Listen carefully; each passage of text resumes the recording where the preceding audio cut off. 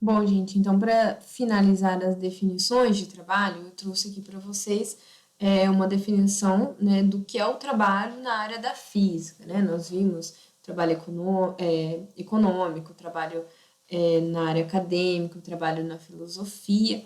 Então vamos falar um pouquinho sobre o trabalho na física, né? O que significa, né, o trabalho na área da física? Então, esse trabalho, ele refere-se à energia necessária para aplicar uma força em um corpo durante um determinado tempo de deslocamento. Então, nesse caso, né, o trabalho ele é representado por uma fórmula na área da física, né? O trabalho é representado pela letra W, né? E é calculado a partir, então, da multiplicação da força vezes o deslocamento, certo? Então, é um pouquinho diferente das abordagens que a gente tem visto até agora, tá? Mas é importante que a gente aprenda também, né? O trabalho não se refere apenas a esforço intelectual remunerado e tudo mais, tudo aquilo, né, que você aplica, por exemplo, aqui, a gente tem nessa imagem aqui, um indivíduo empurrando um armário. Então, ele está aplicando uma força para empurrar esse armário, né? E isso vai gerar um deslocamento, certo? O armário vai sair do lugar onde ele está e vai ser empurrado para outro lugar. Então, isso que essa pessoa está fazendo é um trabalho, certo? Então, é importante que a gente entenda também essa diferença. Na área da física, o trabalho é representado por uma fórmula, existem vários cálculos a partir disso, né? É uma área bastante complexa, que eu trouxe apenas para vocês uma visão bem geral e bem simples, tá? Mas é algo que é muito aprofundado, tem estudos muito aprofundados em cima do trabalho, certo, gente?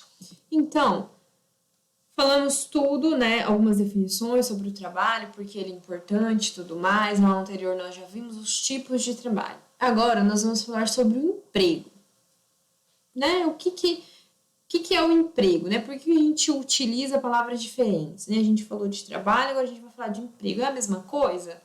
Professora, para mim é a mesma coisa. O meu trabalho é meu emprego. Gente, não necessariamente, tá? Vamos ver as definições, né, do emprego e depois, por fim, a gente faz um comparativo, né, de diferença entre o trabalho e o emprego, para que a gente consiga entender bem os conceitos, a diferença de conceitos, tá? Então, denomina-se emprego a relação contratual, né, por meio de um contrato, que é estabelecida entre duas partes, um empregador e um empregado, certo? Vocês são empregados, né, da empresa que vocês trabalham, né, mesmo que são jovens aprendizes, vocês têm uma relação de empregado, né, com o empregador, que é a empresa que vocês trabalham. Né? Alguns trabalham na Reco, outros trabalham em outras empresas que eu não lembro o nome, mas é isso, basicamente é isso, é uma relação que é estabelecida entre o empregador e o empregado, certo? Então, o empregado, né, ele vai contribuir com o trabalho e conhecimento a favor do empregador, né, em troca de uma compensação monetária. Então, vocês, como empregados, vocês vão trabalhar, né, para produzir um produto, né, a favor do empregador, para produzir aquele produto que a empresa quer vender, certo? Então, vocês vão trabalhar, vão produzir aquele produto e no fim do mês vocês vão receber uma compensação, né? Vocês vão receber um salário, uma remuneração, certo? E entre outros tipos de compensações que existem. Mas, basicamente, quando a gente fala de emprego, a gente fala, né, dessa relação contratual entre o empregador e o empregado.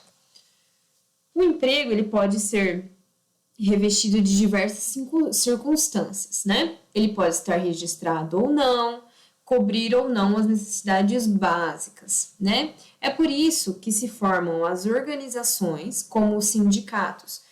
O que o sindicato vai fazer? Ele vai velar pelos interesses dos trabalhadores, né? Porque muitas vezes você pode ter um emprego que não está pagando, né, a quantidade justa, né, o piso, né, existem, né, algumas tabelas de valores que são seguidas, né, para alguns tipos de empregos.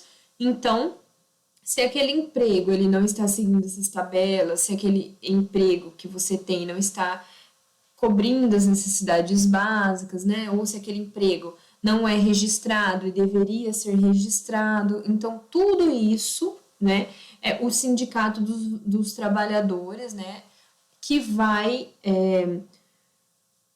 ser responsável, né, por essa parte mais burocrática, assim. São organizações que são formadas, né, pelos interesses dos trabalhadores. Então, se um trabalhador, acha que ele não está trabalhando de forma regular e tudo mais, ele vai procurar um sindicato para saber quais são os seus direitos, né?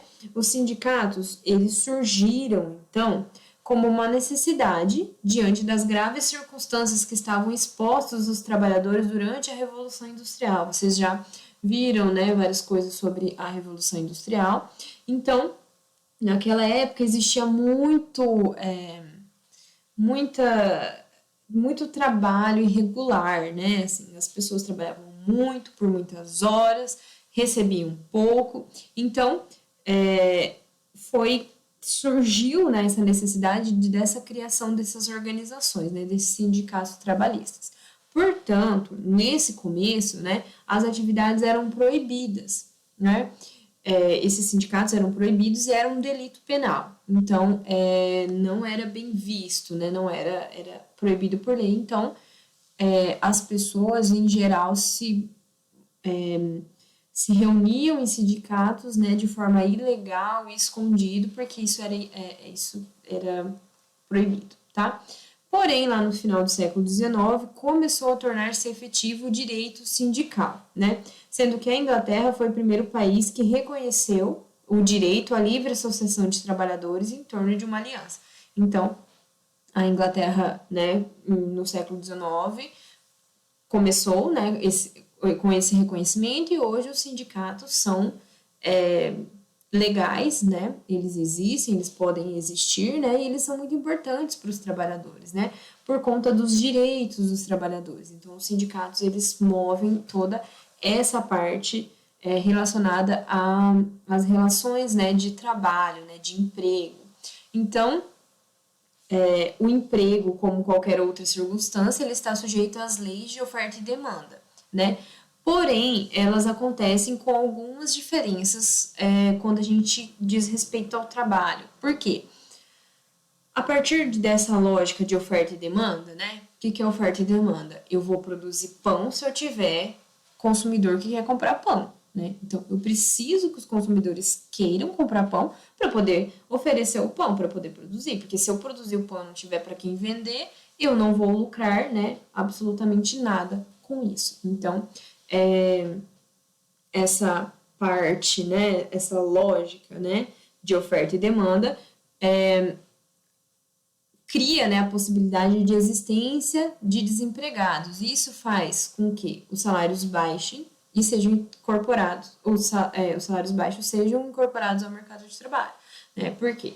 Infelizmente, se eu tenho muita gente procurando trabalho, o que vai acontecer? Os empregadores vão acabar oferecendo um salário baixo, porque se você não quer, tem outro que quer, né? E a taxa de desemprego, então, é muito alta, né? Portanto, é possível um equilíbrio de oferta e demanda em termos de emprego, né? Sem que isso se implique em mão de obra. Por quê?